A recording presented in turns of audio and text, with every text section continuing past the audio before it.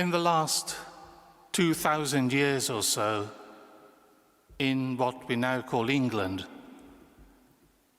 Romans made an enormous difference. In 55 BC, eagle-bearing Roman legions, led by Julius Caesar, landed in Kent, forerunners of Britain becoming part of a Roman Empire for 4 centuries, 55 BC. In 597, cross-bearing monks, led by the saint we honor today, landed in Kent and transformed England in a way that still is. Twice then, Romans made a huge difference to England. That second group came from one monastery in Rome. The monastery is still there. And they were sent by the Pope to evangelize in a stable way the peoples of England. Of course, there already were Christians in England, but not so organized, not so publicly supported by king and pope. St. Augustine and his group of monks from that Roman monastery made for Kent, partly because the King Ethelbert was thought to be sympathetic to the newly arrived Christians, his wife, Bertha, already being a Christian.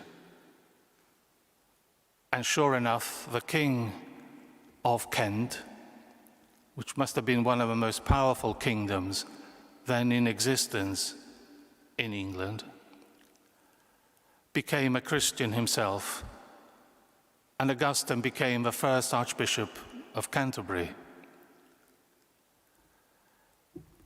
So what they did, those 40 newly arrived monks, we might call evangelization, which has meant bringing the gospel to countries, to peoples who largely don't believe in it. But of course, the world is different. And now there's talk of a new evangelization.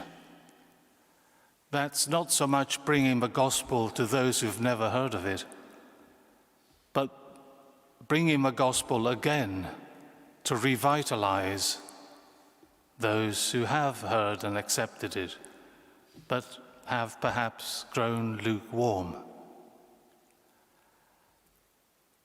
And although we don't know all that we'd like to about St. Augustine's methods as a missionary, as an evangelizer, we know the kind of problems he had to deal with. Today we would sum it up as saying, in whatever society Christians are, how much do they fit in, inculturate, and how much do they stand at some distance, be countercultural? And that's a tension in being a Christian anywhere. How do you inculturate? How do you stay countercultural to be faithful to the gospel? And Augustine, as Archbishop of Canterbury, worked on all levels. He worked what we would call the government, the king, the others. He worked in society. He dealt with what we would call other religions. He had to unify Christians with rather different views about what it meant to be a Christian. all that. But of course, these aren't just organizational problems. If they're to do with a church, they're to do first with God. And Augustine in his lifetime had a reputation for bringing about miracles. And the cult grew after his death and at his shrine. So he might well not just be an exemplary missionary from 1,500 years ago, but also an inspiration in the new evangelization which awaits us.